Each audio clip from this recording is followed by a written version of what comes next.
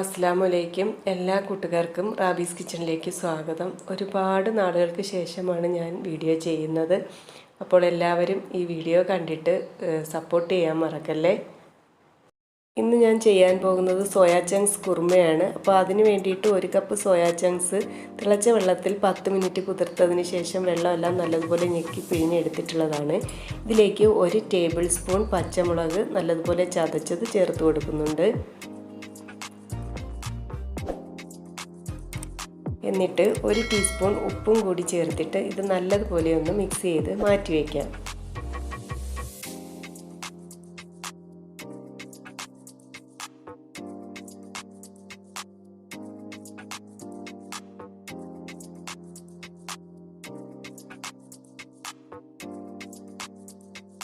ഇനി ഒരു പാൻ ചൂടാകുമ്പോഴേക്കും അതിലേക്ക് 2 ടേബിൾ സ്പൂൺ വെളിച്ചെണ്ണ ചേർത്ത് കൊടുത്തിട്ടുണ്ട്.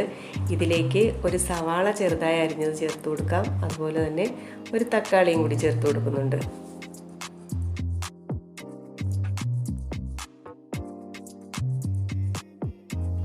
ഇനി ഇതിലേക്ക് 1 ടീസ്പൂൺ ഇഞ്ചി വെളുത്തുള്ളി ചതച്ചതും പിന്നീട് 2 പച്ചമുളകും അതുപോലെ അല്പം ഉപ്പും കൂടി ചേർത്ത് കൊടുത്തതിന് ശേഷം ഈ സവാളയൊക്കെ ചെറുതായി ഒന്ന് വഴറ്റി കൊടുക്കാം.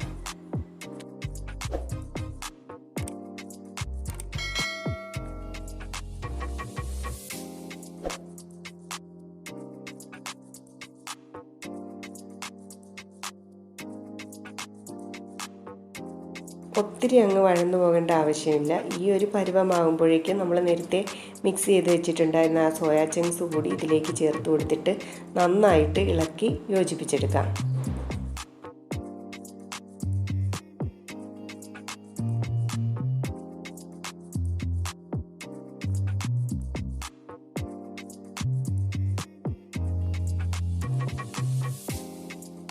ഒരു 10 മിനിറ്റ് ലോ ഫ്ലെയിമിൽ വെച്ച് വേവിച്ചെടുക്കാം. ഈ സമയം കൊണ്ട് ഇതിന് വേണ്ടിയിട്ടുള്ള തേങ്ങയൊക്കെ ഒന്ന് അരച്ചെടുക്കാം.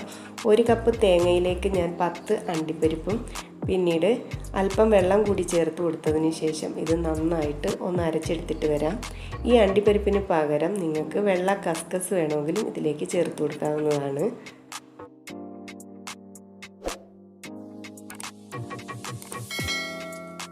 ഇപ്പോൾ സോയാ ചങ്ക്സ് ഒക്കെ നല്ലതുപോലെ വെന്ത് വന്നിട്ടുണ്ട്. ഇതിലേക്ക് നമ്മൾ അരച്ച് വെച്ചിട്ടുണ്ടായിരുന്ന തേങ്ങയും അണ്ടിപ്പരിപ്പും കൂടെ അരച്ചതില്ലേ അത് ചേർത്ത് കൊടുത്തിട്ട് നല്ലതുപോലെ മിക്സ് ചെയ്തെടുക്കാം.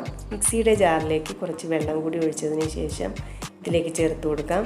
അതുപോലെ തന്നെ നമ്മുടെ ഇഷ്ടത്തിനനുസരിച്ച് വെള്ളം കൂട്ടുകയോ കുറയ്ക്കുകയോ ചെയ്യാവുന്നതാണ്. അണ്ടിപ്പരിപ്പ് ചേർത്ത് കൊടുക്കുന്നത് കൊണ്ട് തന്നെ നല്ല തിക്കായിട്ടായിരിക്കും ഈ ഗ്രേവി ഉണ്ടാകുന്നത്.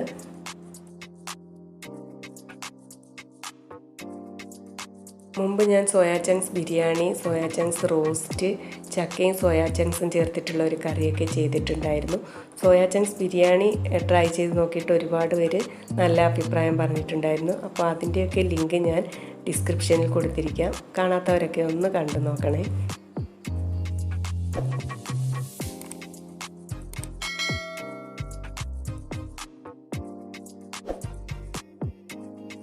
അപ്പോൾ തേങ്ങ ചേർത്തതിന് ശേഷം കറി നല്ലതുപോലെ തിളയ്ക്കാൻ തുടങ്ങിയിട്ടുണ്ട്. ഈ സമയം ഇതിലേക്ക് 1.5 ടീസ്പൂൺ കുരുമുളകിൻ്റെ പൊടി ചേർത്ത് കൊടുക്കുന്നുണ്ട്.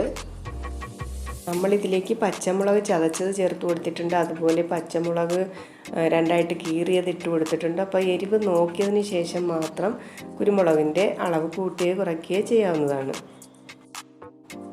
ഉപ്പ് നോക്കുന്ന സമയത്ത് കുറവായതുകൊണ്ട് ഞാൻ അല്പം ഉപ്പും കൂടി ചേർത്ത് കൊടുക്കുകയാണ്.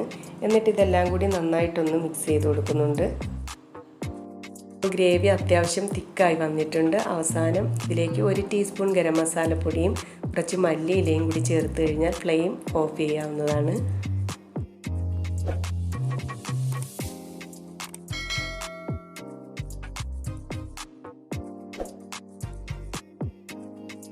ഇതുവരെ ഇതുപോലെ ചെയ്ത് നോക്കിയിട്ടില്ലാത്തവർ ഒരു പ്രാവശ്യമെങ്കിലും ഒന്ന് ട്രൈ ചെയ്ത് നോക്കണേ. വെറുതെ പറയല്ല, നല്ല ടേസ്റ്റി ആയിട്ടുള്ള കറിയാണ്. അപ്പത്തിനൊപ്പവും പൊറോട്ടയ്ക്കൊപ്പം ഒക്കെ സൂപ്പർ ടേസ്റ്റാണ്. അതുപോലെ വീഡിയോ ഇഷ്ടമായാൽ മറക്കാതെ ആ ലൈക്ക് ബട്ടണിൽ ഒന്ന് പ്രസ് ചെയ്തേക്കണേ. സബ്സ്ക്രൈബ് ചെയ്യാത്തവർ സബ്സ്ക്രൈബ് ചെയ്യുകയും അടുത്തുള്ള ബെല്ലൈക്കൺ കൂടി പ്രസ് ചെയ്തിട്ട് ഓൾ എന്ന ഓപ്ഷൻ കൂടി പ്രസ് ചെയ്താൽ മാത്രമേ ഞാനിടുന്ന വീഡിയോസിൻ്റെ നോട്ടിഫിക്കേഷൻ നിങ്ങളിലേക്ക് എത്തുകയുള്ളൂ. അപ്പോൾ ഇൻഷാ അല്ലാഹ് മറ്റൊരു വീഡിയോയുമായി വീണ്ടും കാണാം.